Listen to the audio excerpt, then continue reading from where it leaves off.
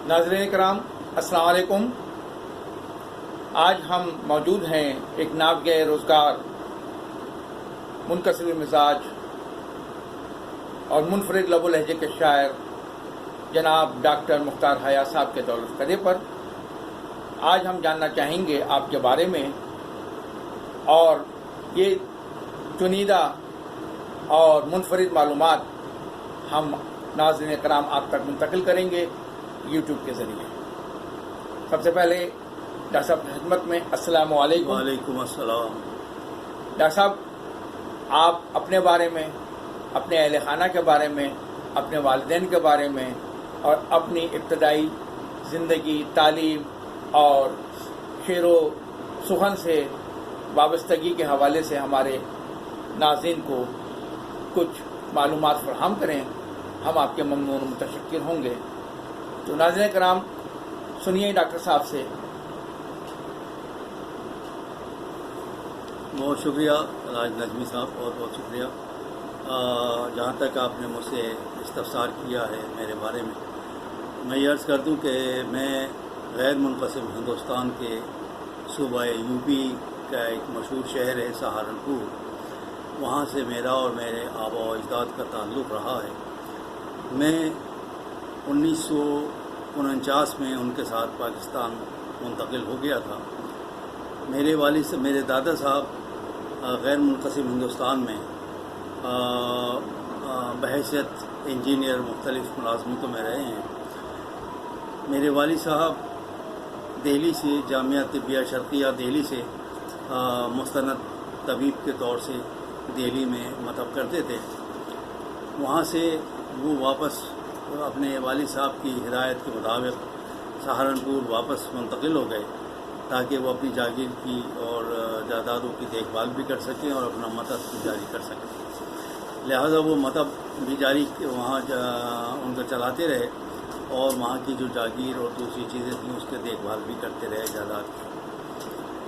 मेरे वालिद साहब का बुनियादी सिलसिला तो यानी मतब करना था, तबावत करना था, जो फ़ी सबीलिल्लाह होती थी।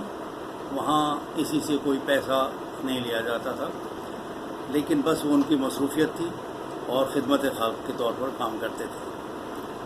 लेकिन साथ साथ ये था कि वो मुस्लिम लीग के बहुत ज़बरदस्त कारकुन थे और सहारनपुर से लेके और पूरे ज़िला जो सहारनपुर का था उसकी जो मुस्लिम लीग थी उसके सेक्रेटरी जनरल, इलाक़ाई सेक्रेटरी जनरल थे।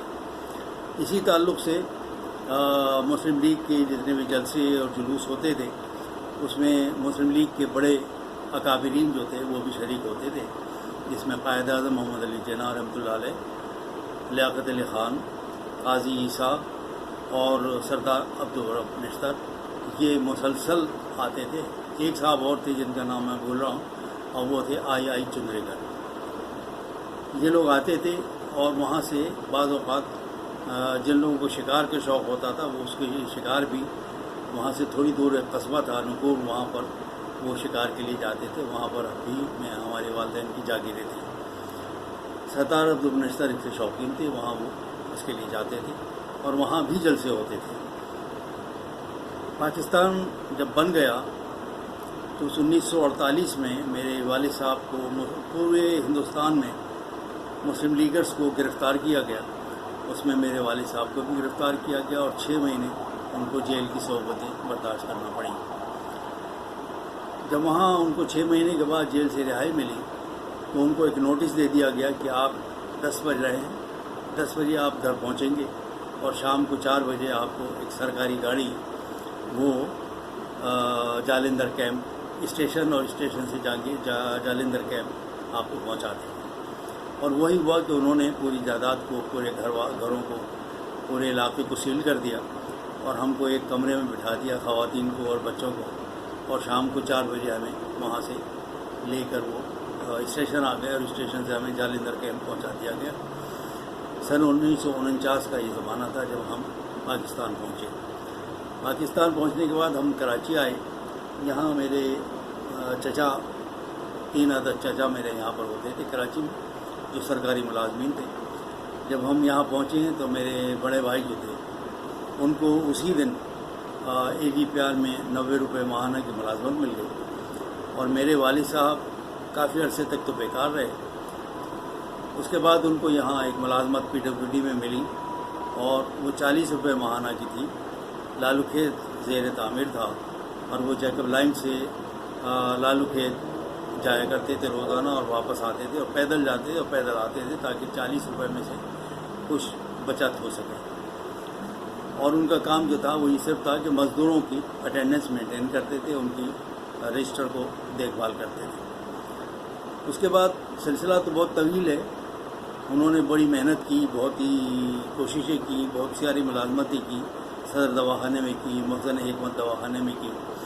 اس کے بعد ان کو یہ ہوا کہ جماعت اسلامی نے ان کو آفر دی کہ آپ ہمارا دواخانہ جو شاہ فضل کالونی میں ہے اس کو سنبھال لیں۔ انہوں نے 150 روپے ماہانہ پہ ان کو وہاں ملازمت دے دی۔ وہ وہیں رہتے تھے، وہیں کھانا پکاتے تھے خود اپنے ہاتھ سے، اور ہر ہفتے میں ایک دفعہ اپنے بچوں کے پاس آ جاتے تھے۔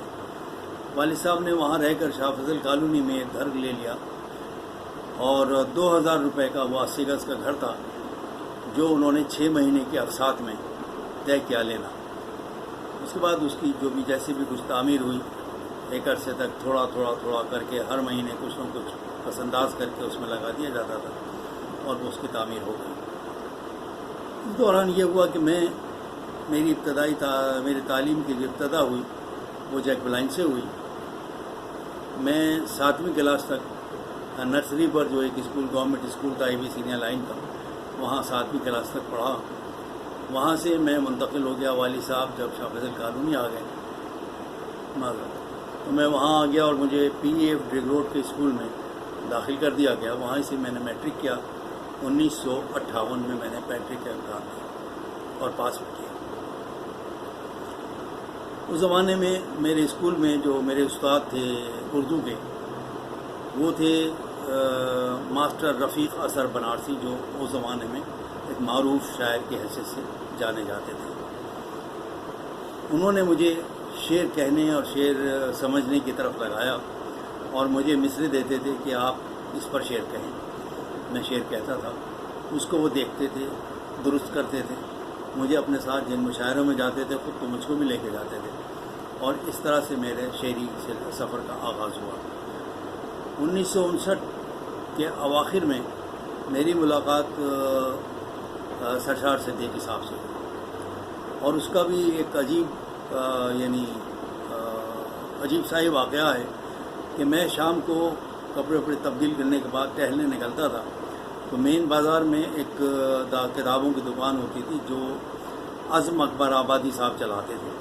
بہت اچھے شاعر تھے، بڑے سینئر آدمی تھے۔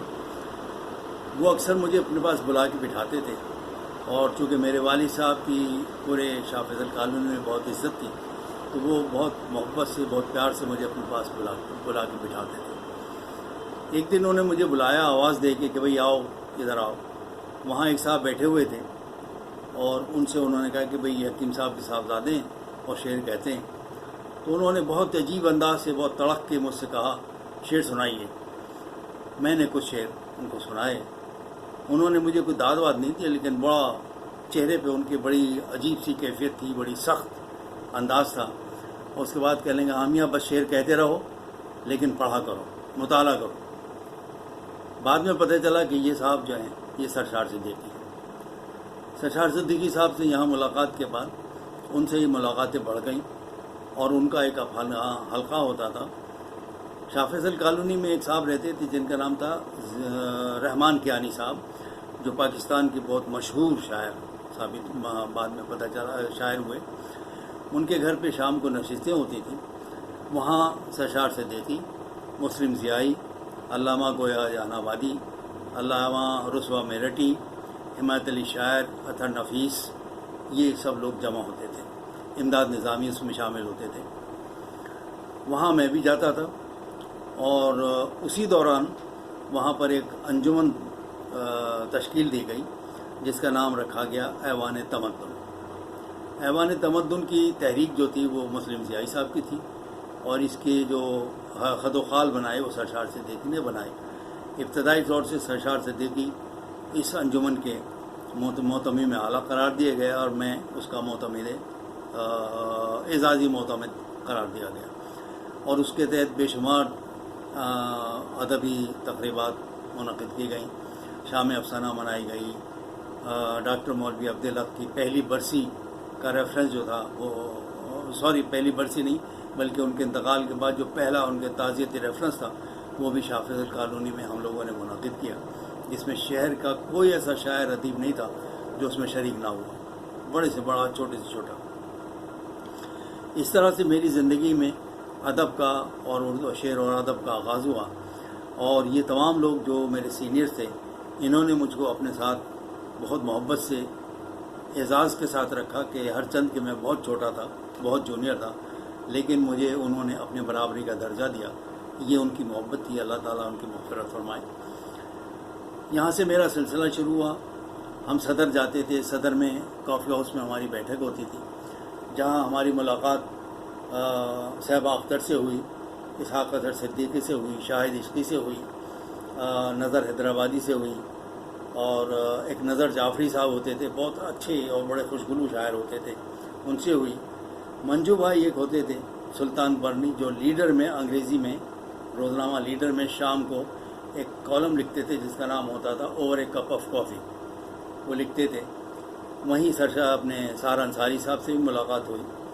شام کو ہم لوگ وہاں سے نکلتے تھے تو ہم بیٹھ جاتے تھے کیفیٹیریا میں، اور وہاں جو لوگ جن لوگوں کا اجتماع ہوتا تھا اور جن سے ملاقات ہوتی تھی اس میں شاعر لکھنوی صاحب، عابد حشری صاحب، اقبال صفی پوری، انعام گوالیاری اور یہ لوگ ہوتے تھے، اور کچھ دوسرے اور لوگ ہوتے تھے۔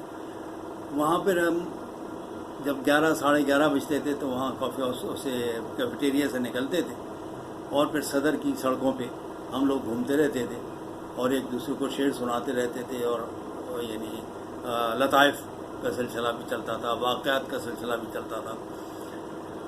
شام کو کبھی کبھی ہم لوگ کیفیٹیریا، اس میں کیویلٹی ایک جگہ تھی ریگل سنیما کے سامنے، اس میں بیٹھتے تھے۔ وہاں آنے والے 3 لوگ ہوتے تھے، ایک حفیظ ہوشیار پوری صاحب، دوسرے محشر بدایونی، اور تیسرے ایک صاحب ہوتے تھے انعام نذیر صدیقی، جو بعد میں اسلام آباد یونیورسٹی میں لیکچرر ہو گئے تھے۔ یہ ہوتے تھے، اور شام کو وہاں جاتے تھے تو ان لوگوں سے بھی ملاقات ہوتی تھی۔ محشر صاحب اور حفیظ ہوشیار پوری صاحب بہت محبت سے، بہت متانت سے میرے ساتھ پیش آتے تھے۔ مجھے یقین جانیے کہ ایسا لگتا تھا کہ مجھے انہوں نے اپنے برابری کا حصہ دے دیا ہے، اور مجھے اپنے ساتھ اس طرح بٹھاتے تھے۔ مجھے کبھی کبھی شرمندگی ہوتی تھی کہ یہ لوگ اتنی محبت سے مجھے اپنے ساتھ بٹھاتے ہیں، میں تو بہت حقیر فقیر، بہت جونیئر آدمی ہوں، لیکن مجھے نہیں معلوم کہ وہ مجھے اتنی محبت کیوں دیتے تھے، اعزاز دیتے تھے۔ شام کو ہم لوگ رات کو جب وہاں سے 11 ساڑھے 11 12 بجے ہم نکلتے تھے تو ہم شاہ فیصل کالونی کی جو آخری بس جاتی تھی 12:30 بجے، اس سے ہم شاہ فیصل واپس جاتے تھے سب، حمایت علی شاعر، سرشار صدیقی، میں، رحمان کیانی اور نصیر احمد کرمانی، جن کی صدر میں دکان ہوتی تھی آفتاب اکیڈمی کے نام سے۔ یہ آفتاب اکیڈمی کو میں آپ سے بتاتا چلوں کہ پورے شہر میں ایک کنگ میکر ادارہ سمجھا جاتا تھا، کہ یہاں پر ہر آدمی شریک ہوتا تھا، ہر آدمی آ کے بیٹھتا تھا، اور بہت لوگ ایسے ہوتے تھے کہ جنہوں نے یہیں سے اپنی شاعری کی ابتدا کی اور یہیں پہ بیٹھ کے وہ بڑے شاعر بھی بن گئے۔ جب ہم رات کو واپس جاتے تھے کبھی کبھی یہ ہوتا تھا کہ ہم کارساز پر اتر جاتے تھے، بس سے یہ سوچے بغیر کہ اب دوسری بس تو ملنی نہیں، جائیں گی کیسے۔ وہ یوں اترتے تھے کہ وہاں کارساز پہ ایک KMC کی چنگی ہوتی تھی، اس چنگی کی جو ذمہ دار تھے وہ تھے ساقی امروی۔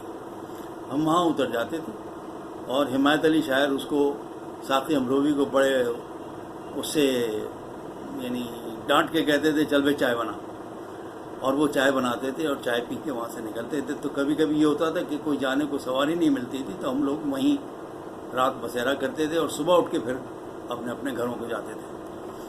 تو یہ ایک سلسلہ تھا جہاں سے میری شعری زندگی کا آغاز ہوا، اور مجھے جن لوگوں کے ساتھ نصیب ہوا، سرشار صدیقی، رحمان کیانی، عطا نفیس، حمایت علی شاعر، علامہ گویا جہان آبادی، علامہ رسوا میرٹی، اور اس کے علاوہ جو شہر کے دوسرے لوگ تھے ان سے میرا ایک بڑا قریبی تعلق تھا۔ ایوان تمدن اس شہر کی تیسری یعنی ادبی انجمن تھی۔ پہلی ادبی انجمن جو تھی وہ تھی حلقہ ارباب ذوق، جس کی نشستیں آرٹس کونسل میں ہوا کرتی تھی۔ دوسری جو تھی وہ تھی حلقہ فکر و نظر، جس کے نشستیں جمشید روڈ پر ہوا کرتی تھی، بہار کالونی میں۔ وہاں پر پروفیسر مظفر ملاٹوی اور ڈاکٹر اطہر نادر یہ لوگ ہوتے تھے، یہ اس کے انتظامات کرتے تھے۔ وہیں پہ سلیم احمد کی پہلی کتاب جو تھی پورا نئی نظم اور پورا آدمی، اس کی پہلی جو ابتدائی مہورت ہوئی تھی یا کہتے ہیں اس کی افتتاحی تقریب، وہ وہیں کی گئی تھی اور اس پر گفتگو وہیں پر ہوئی تھی۔ کچھ نشستیں بہادر یار جنگ اکیڈمی میں ہوتی تھی جو اس کے سامنے تھی، تو وہاں بھی ہم لوگ شریک رہتے تھے اور وہاں بہت لوگوں سے ملاقات ہوتی تھی۔ نظر حیدرآبادی تھے، اس کے علاوہ ٹی وی کے اور اس کے ریڈیو کے آرٹسٹ ہوتے تھے، ان لوگوں سے ملاقات ہوتی تھی۔ چچا بلبل اور کافی لوگ ہوتے تھے جن سے ہماری ملاقاتیں رہتی تھیں۔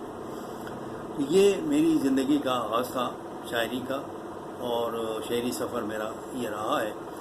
اس کے بعد میں واضح کر دوں کہ میں نے رفیق اثر بنارسی صاحب سے میرے کوئی باقاعدہ شعر میں استاد نہیں تھے، لیکن میرے بہت ہی یعنی عمدہ رہنما تھے۔ انہوں نے مجھے میری رہنمائی کی، لیکن اس کے بعد میں نہیں کہہ سکتا کہ یہ کوئی اچھا عمل ہوا یا برا عمل ہوا، لیکن میں نے کسی سے کوئی یعنی شاگردی کسی کی اختیار کبھی نہیں کی، اور شعر و ادب میں کوئی میرا استاد میں نہیں کہہ سکتا کہ میرا کوئی استاد تھا۔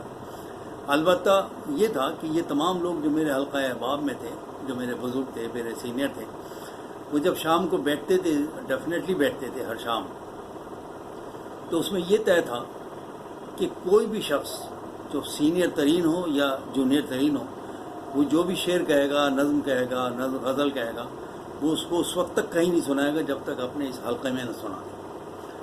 اور یہ ایک ایگریڈ اپون فیکٹ تھا کہ اپنے حلقے میں بیٹھ کے اپنے احباب میں جب سنائے گا تو ہر شخص کو اختیار ہوگا کہ وہ اس کی جس قدر چاہے اس کا یعنی اس کی کھال اتار دے، اور اس کو کسی میں کوئی تعامل نہیں ہوتا تھا، کسی کو کوئی برا نہیں لگتا تھا۔ تو جب وہاں سے ہم غزل سنا لیتے تھے اور شعر سنا لیتے تھے، پھر اس بات کا پورا اختیار ہوتا تھا کہ اب ہم اس کو شہر میں کہیں بھی سنائیں، کسی بھی مشاعرے۔ تو یہ ایک تربیت گاہ میں سمجھتا ہوں میرے لیے تھی، اور یہیں سے میں سمجھتا ہوں کہ میری اور بہت سے لوگوں کی تربیت ہوئی، جس میں میرے ساتھ امداد نظامی بھی شامل تھے۔ تو یہ ایک میرا سفر اب میری شاعری کا وہ ہے، اور بہت بہت شکریہ۔ ناظرین کرام، آپ نے ڈاکٹر مختار حیات صاحب کی مختصر گفتگو میں بہت کچھ جانا۔ امید رکھتے ہیں کہ ہم پھر ایک اور نشست میں ڈاکٹر مختار حیات صاحب کی زندگی کے پوشیدہ گوشوں کو آپ کے سامنے پیش کریں گے، اور یقیناً آپ ان سے استفادہ کریں گے۔ میرا خیال ہے کہ طالب علموں کو اس نصیحت پر عمل کرنا چاہیے کہ مطالعے کو اپنی عادت بنائیں، اور زیادہ سے زیادہ مطالعے کے ساتھ اساتذہ کی جو زندگی کے اصول و ضوابط تھے ان سے بھی استفادہ کریں۔ بہت شکریہ۔ السلام علیکم۔